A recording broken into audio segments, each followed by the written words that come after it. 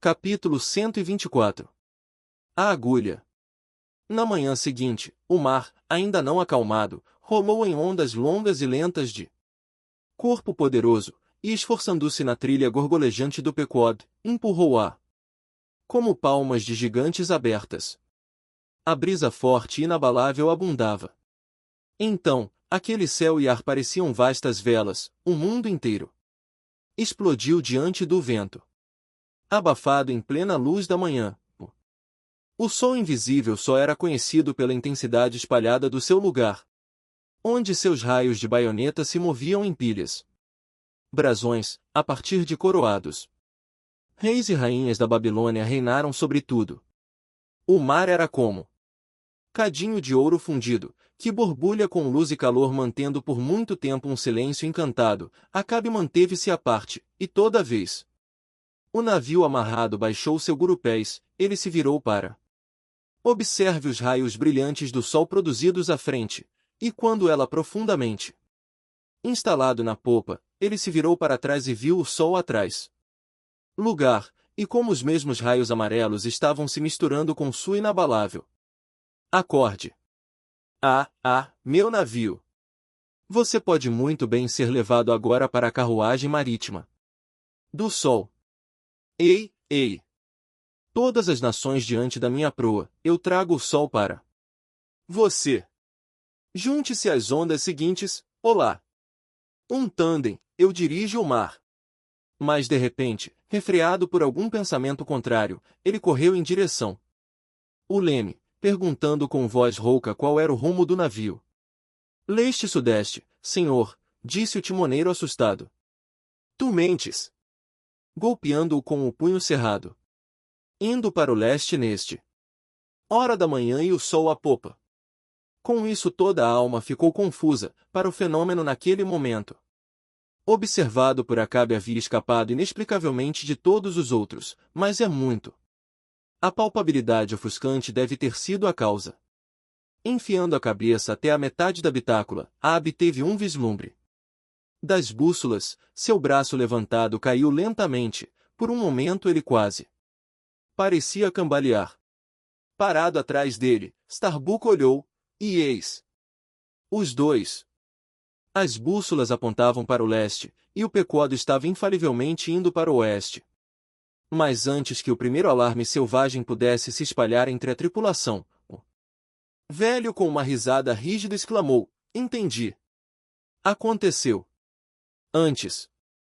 Senhor Starbuck, o trovão da noite passada virou nossas bússolas, isso é tudo. Você já ouviu falar de tal coisa, presumo? Sim, mas nunca antes isso aconteceu comigo, senhor, disse o imediato pálido. Sombriamente. Aqui, é preciso dizer que acidentes como este têm mais de um caso ocorreu com navios durante tempestades violentas.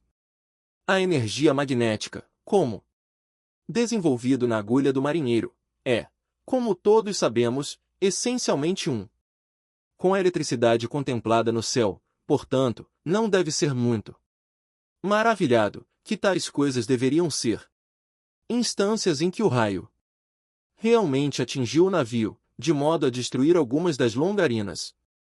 E cordame, o efeito sobre a agulha às vezes foi ainda mais mortal, toda a sua virtude de pedra angular sendo aniquilada, de modo que o aço magnético não tinha mais utilidade do que a agulha de tricô de uma velha esposa.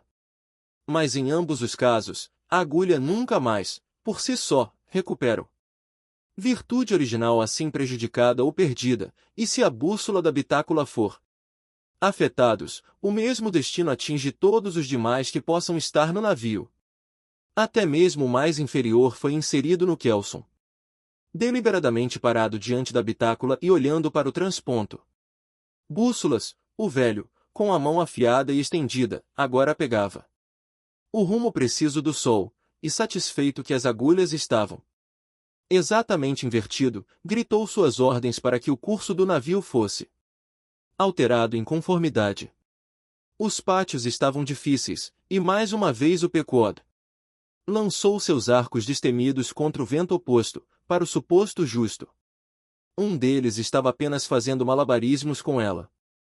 Enquanto isso, quaisquer que fossem seus pensamentos secretos, Starbuck disse nada, mas silenciosamente ele emitiu todas as ordens necessárias, enquanto Stubby Flies, que, até certo ponto, parecia então compartilhar sua sentimentos, igualmente consentidos sem murmurar.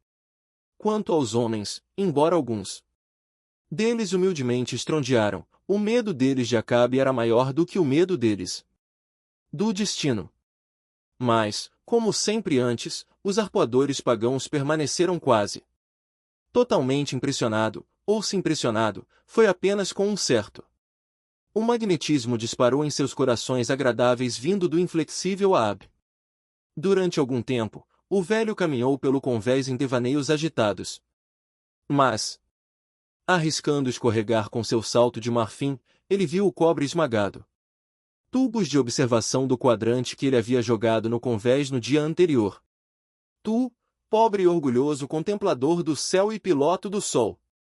Ontem eu destruí-te, e hoje as bússolas teriam me destruído de bom grado. Mais ou menos. Mas Acabe ainda é o senhor da pedra imã de nível. Senhor Starbuck, uma lança sem um poste, uma U e a menor das agulhas do fabricante de velas. Rápido. Acessório, talvez, do impulso que ditava o que ele estava fazendo agora.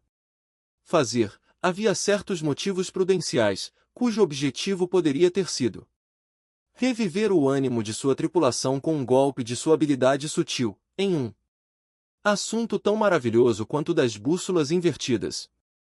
Além disso, o velho homem sabia muito bem que dirigir por agulhas transpontadas, embora desajeitadamente praticável, não era algo que pudesse ser ignorado por supersticiosos marinheiros, sem alguns estremecimentos e maus presságios. Homens, disse ele, virando-se firmemente para a tripulação, enquanto o imediato lhe entregava as coisas que ele havia exigido, meus homens, o trovão transformou o velho Acabe. Agulhas, mas com esse pedaço de aço Abe pode fazer o seu próprio. Isso será tão verdadeiro quanto qualquer outro. Olhares envergonhados de admiração servil foram trocados pelos marinheiros, enquanto isso foi dito, e com olhos fascinados aguardavam qualquer magia. Pode seguir. Mas Starbuck desviou o olhar. Com um golpe do Maú Abe derrubou a cabeça de aço do lança, e então entregando ao imediato a longa barra de ferro restante, ordenou. Ele segure-o na vertical, sem tocar no convés.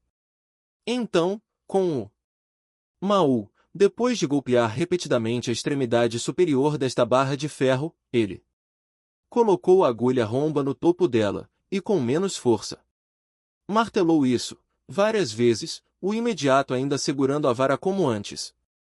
Em seguida, fazendo alguns pequenos movimentos estranhos com ele, seja indispensável a magnetização do aço, ou apenas destinada a aumentar o espanto da tripulação, é incerto, ele pediu linha de linho.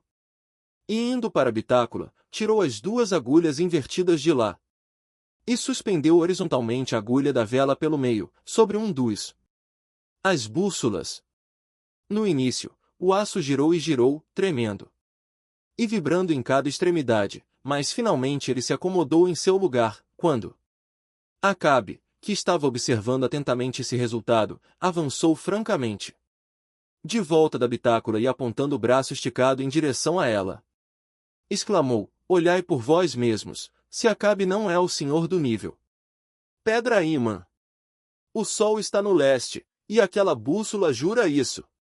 Um após o outro, eles espiaram, pois nada além de seus próprios olhos poderia persuadir tal ignorância como a deles, e um após o outro eles escaparam. Embora em seus olhos ardentes de desprezo e triunfo, você viu Acabe em toda a sua orgulho mortal.